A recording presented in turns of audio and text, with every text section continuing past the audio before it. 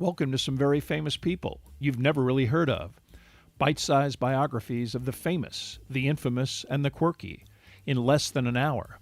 My name is Philip D. Gibbons, and there is more information about me, this podcast, and a bibliography at someveryfamouspeople.com.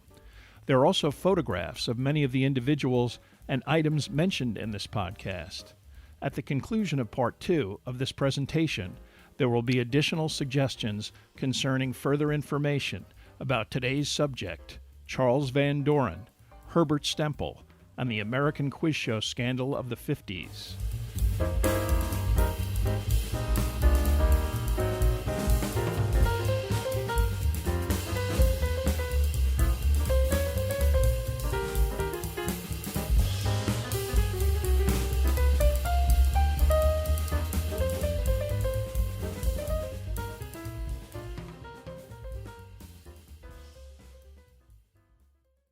Now let's continue with our story.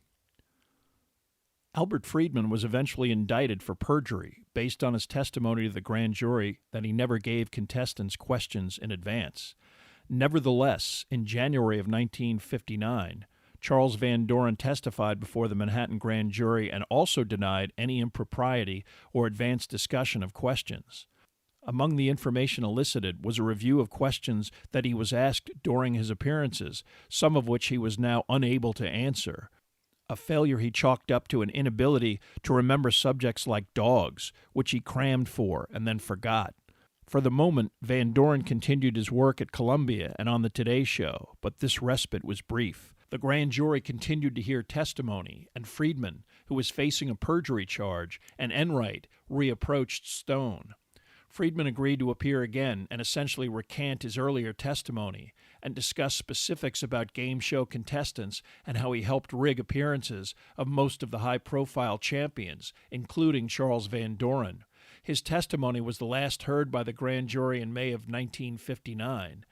On July 10th, Judge Schweitzer would discharge the jury and presumably publicly release its presentment, a detailed report concerning the specific allegations that were heard during the grand jury proceedings. As no indictments were involved, this presentment was the only enumeration of the quiz show impropriety. Surprisingly, Judge Schweitzer ordered the documents sealed, a development that again catapulted the quiz show scandal to the front page. The inference that the networks and game show producers had finally succeeded through their attorneys in leaning on Schweitzer and stopping the public from hearing about the depth of duplicity involved in game show rigging. Although it was never proven, Joseph Stone believes that Schweitzer was influenced by Dan Enright, and eventually the judge would have to resign from the bench over other unrelated impropriety. The ensuing uproar finally brought the attention of the U.S. Congress. By late summer, U.S. Representative Orrin Harris announced that his subcommittee on legislative oversight would investigate allegations concerning quiz show rigging, which he described as potentially a massive fraud perpetuated on the American people. It was this development that actually officially involved Richard Goodwin for the first time. He and a colleague were dispatched to New York to legally secure the minutes of the grand jury, a request that was ultimately granted. Joseph Stone was also dispatched to Washington, D.C. as a special consultant to the committee. After reviewing the grand jury minutes, Goodwin returned to New York to interview various individuals connected to the game show industry, including Charles Van Doren, who Goodwin met with personally. Van Doren again denied receiving any assistance during his appearances and struck Goodwin as sincere and courteous. His demeanor was so convincing that Goodwin initially was deeply concerned that perhaps the committee was about to smear Van Doren publicly for something he hadn't done. But then he contacted Herbert Stempel, who gladly agreed to an interview. During an initial lengthy meeting, Stempel again described his entire 21 ordeal, and for several weeks had additional conversations by telephone in which he aggressively inquired as to when someone would actually make these accusations public. Stempel's determination made Goodwin a believer. After he read Albert Friedman's grand jury testimony, he was convinced Van Doren was lying. Still, it would take a while, but ultimately a lengthy process to unmask Van Doren slowly began. On October 6, 1959, Representative Harris called his House subcommittee to order and immediately announced that the panel should be able to complete its work within a week. The very first witness was Herbert Stempel, who methodically detailed every nuance of the choreographed nature of his appearances. Unlike Senate hearings, television cameras were strictly barred from the House of Representatives by TV-adverse House Speaker Sam Rayburn. Other contestants followed, most notably James Snodgrass, with admissions and revelations that were front-page news and gripped the nation. Less sensational testimony from network officials and ad agency employees followed. Eventually, both Dan Enright and Albert Friedman testified, with both admitting the rigging and Enright taking responsibility. By then, NBC was sufficiently alarmed about the potentially explosive public relations situation surrounding Charles Van Doren. Herbert Stempel's testimony alone was enough to prompt a high-level meeting of network executives who confronted Van Doren and his lawyer. They issued an ultimatum that Van Doren could either testify in front of the committee or be suspended from the network. Van Doren still clung to denials of impropriety and, prompted by the pressure he was receiving from the network, sent a telegram to Congress stating that he had already spoken with committee investigators and testified in front of a grand jury that he had not received any prior assistance. Thus far, any contestants who had appeared in front of the committee had done so voluntarily. There was a reluctance to drag witnesses in front of such a proceeding, prompted by the excesses of McCarthyism. But Richard Goodwin had warned Van Doren. Despite the fact that they suspected him of dishonesty, they would not subpoena him unless he publicly proclaimed his innocence and forced them to compel his testimony. But Van Doren no longer had much choice. It was either testify or be fired. Before recessing the committee for 3 weeks, Harris publicly entered Van Doren's telegram into the record and privately sent Dick Goodwin to New York with a subpoena. Van Doren and his wife had disappeared to western Massachusetts, but his lawyer meekly assured Goodwin that Van Doren would testify when the committee reconvened. Although it was clear to insiders that Van Doren would appear in front of Congress and finally honestly admit to the truth, the New York tabloids blared front-page questions as to his whereabouts and speculation about what would happen next.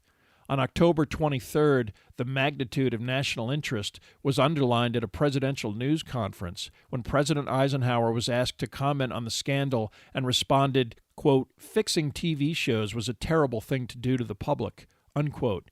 And he added that he had directed the Attorney General to investigate the matter and make specific recommendations to prevent such an incident from occurring in the future. The House subcommittee reconvened on November 2nd. At 10 a.m., Charles Van Doren and his attorney Carl Rubino entered the caucus room where the hearings were conducted. He had spent the previous evening, accompanied by his wife and father, at what must have been a very surreal dinner party at the home of Dick Goodwin, as this event was also attended by prosecutor Joseph Stone. Stone, at the request of Van Doren and Rubino, had already met privately in New York in late October. At this meeting, Van Doren finally admitted his dishonesty before the grand jury and apologized to Stone. Even before Van Doren's public testimony, the prosecutor was already mulling perjury charges, and the socializing was both personally and professionally awkward. As the two men took their seats at the witness table, flashbulbs exploded, and the standing room-only crowd of 1,000 craned their necks to get a glimpse of the now-seated Van Doren. His father and wife sat in a special reserved section nearby, but unlike the version presented in Quiz Show, in which John Turturro crawled on his hands and knees to gain better visibility, the real Herb Stempel was also seated in their vicinity, in the same section. It was a dramatic moment, and Van Doren certainly added to the drama with a lengthy and poignant opening statement. "I would give almost anything I have to reverse the course of my life in the last 3 years. I cannot take back one word or action. The past does not change for anyone, but at least I can learn from the past. I have learned a lot in those 3 years, especially in the last 3 weeks. I've learned a lot about life. I've learned a lot about myself and about the responsibilities any man has to his fellow men. I've learned a lot about good and evil. They are not always what they appear to be. I was involved deeply in a deception. The fact that I, too, was very much deceived cannot keep me from being the principal victim of that deception, because I was its principal symbol. There may be a kind of justice in that. I don't know. I do know, and I can say it proudly to this committee, that since Friday, October 16th, when I finally came to a full understanding of what I had done and of what I must do, I have taken a number of steps towards trying to make up for it. I have a long way to go. I have deceived my friends, and I had millions of them. Whatever they're feeling for me now, my affection for them is stronger today than ever before. I am making this statement because of them. I hope my being here will serve them well and lastingly. Bedlam ensued as many of the present newspapermen and media ran for the exits, attempting to get ahead of the rest of the pack in presenting the headline news that Van Doren was admitting to fixing 21. However, his statement continued with a complete description of his interactions with Dan Enright and Al Friedman. Along the way, he spoke of fear, confusion, and uncertainty in an attempt to justify the many occasions in which he continued to lie about what he had done, even offering the rationalization that his role on NBC as a cultural contributor gained through subterfuge was a far cry from the usual diet of mayhem, murder, and rape that typically appeared on television.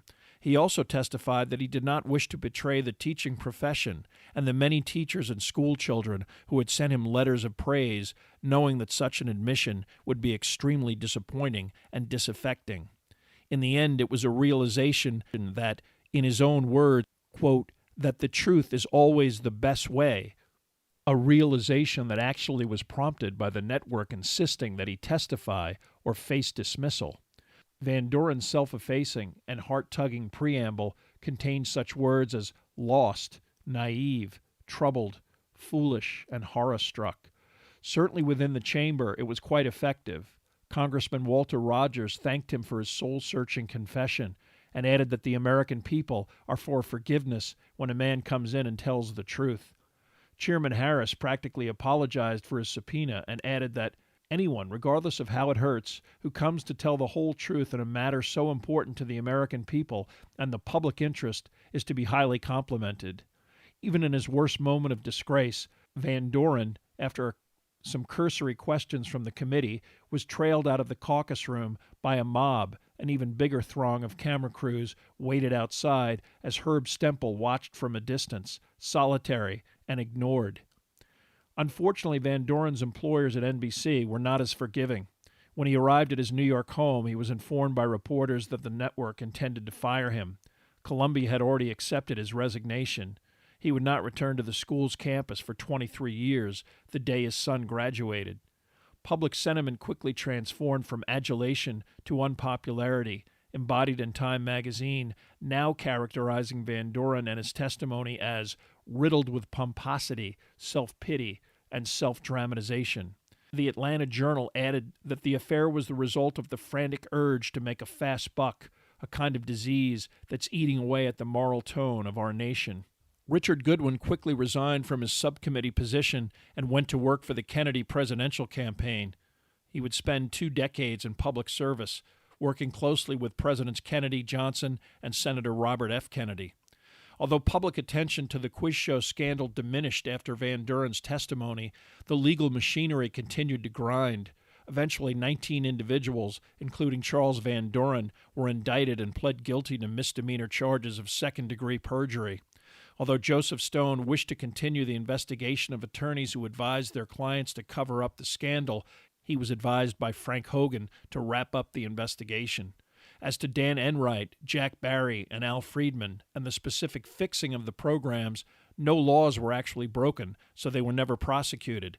Although Congress in 1960 eventually passed legislation declaring the intentional fixing of game shows as illegal, such enforcement could not be retroactive. The adjudication of the perjury indictments dragged on for an extended period, as even a conviction for a minor offense meant a criminal record, problematic especially for such an individual as Vivian Nearing, a practicing attorney. Eventually, after it was clear that the DA's office would pursue the charges with actual trials, the defendants, including Charles Van Doren, pled guilty and received suspended sentences and no probation. Nearing was disbarred for 6 months, but eventually successfully resumed her legal career. No network executive or company sponsor ever publicly acknowledged any involvement in the scandal, and despite the belief in legal circles that they had to have known, the most powerful individuals involved escaped any real scrutiny. Legally, Jack Barry and Dan Enright did face some sanction for their role in the quiz show scandal. Although they were unable to continue their high-profile game show production ventures, both men continued to work in entertainment, Barry in various broadcasting roles on camera, and Enright producing programming in Canada. By the early 70s, both had resurrected their careers and even reformed the Barry Enright Production Company. In 1972, Barry would appear as the MC of the CBS network's The Joker is Wild game show, the production company also producing the successful relaunch of Tic-Tac-Dough, featuring MC Wink Martindale. While these two shows ran successfully in syndication for many years, Barry Enright produced several other game shows and even got involved in motion picture production. Through a family connection, Charles Van Doren was able to get a job at Encyclopedia Britannica and relocated to Chicago. There he quickly slid into self-imposed obscurity, refusing interviews or media requests of any kind, and for 2 decades stayed out of the public limelight entirely. Herbert Stempel's immediate 21 aftermath was professionally and personally quite unpleasant. His relatives initially felt that he had brought disgrace upon the family, and he was ashamed of his initial ethical lapse. He felt also that somehow he was perpetually blamed as the person who had destroyed Charles Van Doren, when in fact it was Van Doren who destroyed himself. New York University refused to allow him to continue to work on his doctorate, and he had to return to the hosiery business before eventually teaching in a public school. In 1984, he landed a job with the New York City Department of Transportation in its litigation support unit, which fights injury claims against the department. Stempel's work consisted of testifying, imparting relevant information during the hearing process. He also refused all interviews, and the entire quiz show incident would have probably receded as an obscure footnote of television in the 50s if not for a process that began in 1990. Julian Cranen, an Academy Award-winning documentary filmmaker, became interested in the quiz show scandals as a film topic in 1990. Coincidentally, Herbert Stempel, who routinely received and rejected interview requests, suddenly had a change of heart. About the same time that Cranen began to research the topic, Stempel told his wife that the next person that contacted him about the incident would get the story. Cranen was able to obtain interviews from Stempel, Dan Enright, Al Friedman, and many others who had not spoken publicly about the scandal for many years. One notably absent participant was Jack Barry, who died of a heart attack suffered while jogging in Central Park in 1984. Cranen almost pulled off the coup of getting Charles Van Doren to participate, but after an initial agreement, Van Doren's wife convinced him to back out. The subsequent documentary appeared on the PBS American Experience series to great fanfare and stirred the interest of Robert Redford, who had always wanted to make a film about the quiz show scandal. Probably understanding that such a controversial venture might reignite tremendous hostility, legal and otherwise, from some of the story's protagonists, Redford aggressively courted many of the scandal's high-profile participants to aid in the production of the film. Herb Stempel eagerly agreed to take part and received $30,000. Richard Goodwin and Julian Cranen received producers' credits and payments. Cranen recruited for, among other reasons, to see if he could finally convince Charles Van Doren to also serve as a consultant, mostly merely to give his stamp of approval. Van Doren came as close as reviewing a contract that would pay him $100,000 and seemed willing until members of his family, especially his wife, vehemently objected. Ultimately, he refused. The film Quiz Show, starring Ray Fiennes, John Turturro, and Rob Morrow, was a widely publicized big-budget Hollywood production that returned the spotlight to the 21 scandal and all of its participants specifically. Initially a critical success which received several Academy nominations, including, ironically, Best Picture, as well as a Best Director nomination for Redford, the film was a box office bomb that received a fair share of criticism and remains controversial in film circles even today. Supposedly a film about ethics and loss of innocence, the production completely omitted the New York investigation and compressed the timeline of the film so that Dick Goodwin is chiefly responsible for the fix's undoing. With the usual fabrications and simplifications involved in all Hollywood docudramas especially evident, the portrayals of Herb Stempel as a geeky nerd and Albert Friedman as an evil, immoral puppet master were additionally simplistic. The film was supposedly adapted from a single chapter of Richard Goodwin's memoir, Remembering America, A Voice from the 60s. Not only is Joseph Stone completely ignored in the film, his definitive and exhaustive 350-page book on the scandal was also omitted. This omission and treatment was so egregious that Goodwin's wife, the eminent journalist Doris Kearns Goodwin, actually contacted Stone by telephone to apologize and explain that her husband had nothing to do with the script. Stone, by now a retired criminal judge, was predictably cranky. He responded by saying, "If he's so sorry, why didn't he call me?" In the New York Times, he described the film as a tawdry hoax. Even angrier was Albert Friedman, who called the film more rigged than the quiz shows themselves. Although Friedman did get involved in coaching some contestants, he never met Herb Stempel, and certainly did not interact with him in the manner depicted. Having gotten an advance copy of the script, Friedman contacted Redford and offered corrections. He was rebuffed by the director's attorney. Hardly the one-dimensional figure presented, Friedman actually became the fall guy whose career was completely destroyed.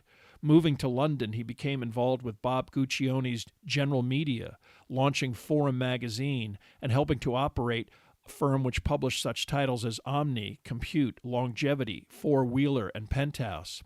Probably to additionally denigrate Friedman, the film's epilogue, which describes what happened to the characters in the movie, devotes one sentence to the former producer. Quote, "Albert Friedman works for Penthouse magazine," unquote, a description that is both inaccurate and incomplete. Friedman was irate enough to consider suing before the reality of the expense of litigating successfully against a major entity like the Disney Corporation was explained to him. He was especially miffed by Redford's attempt to characterize the quiz show scandals as a major loss of America's innocence and the beginning of a descent that led directly to Vietnam, Watergate, and a general development of a more cynical society.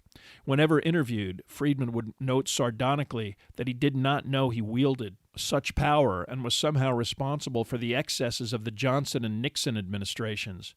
Worth noting is that America had already endured a Great Depression, World War II, and McCarthyism, and the television industry had undergone an agonizing period of blacklisting. The 50s were hardly an age of innocence. Throughout the hoopla surrounding Redford's film, Charles Van Doren maintained his silence. His wife would handle any media requests by firmly stating that he had no comment and would not grant any interviews. Through the years, Van Doren was able to reconstruct his career in a fashion that probably resembled what it would have been had he not appeared on 21. By 1990, he had already written several books with such titles as The History of Knowledge and The Joy of Reading, intellectual treatises worthy of a college professor, and Van Doren resumed teaching at the University of Connecticut.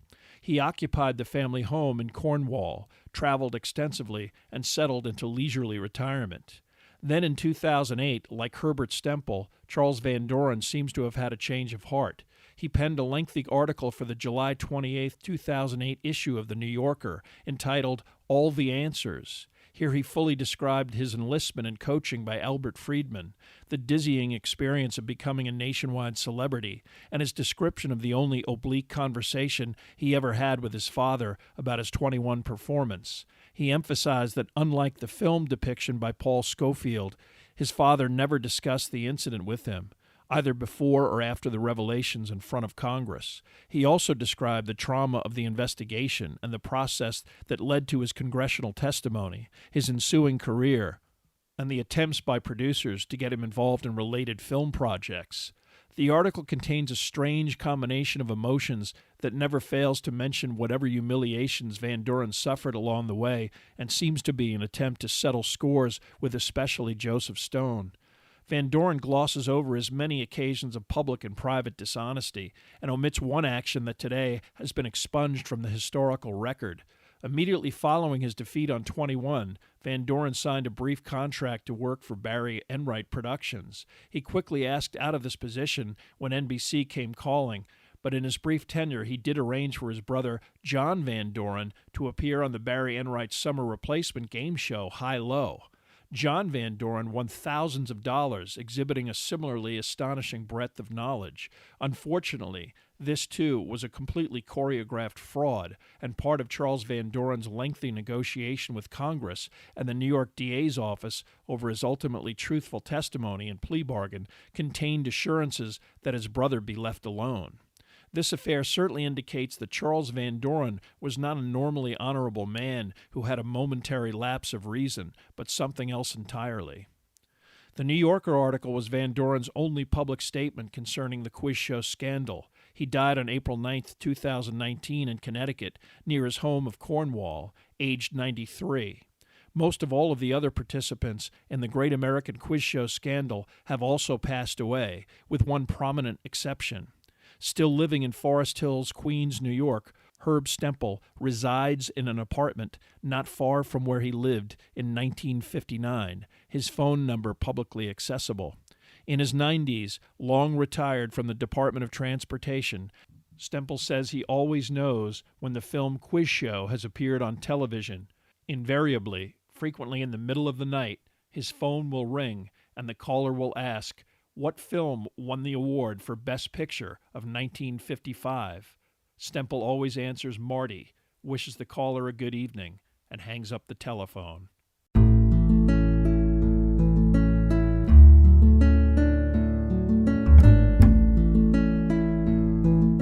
Thank you for listening to Part 2 of this podcast about the quiz show scandal. Much of the information for this podcast came from the books Primetime and Misdemeanors by Joseph Stone and Tim Yohn, and Remembering America, A Voice from the 60s by Richard Goodwin. There are also additional photographs, bibliographical and musical information at someveryfamouspeople.com. If you have enjoyed this presentation, please like us at our Facebook page, Some Very Famous People, and follow us on Twitter at Philip D. Gibbons. Also, please listen to over 50 episodes on iTunes, and if you have the time, leave a brief review. A link is provided at the website.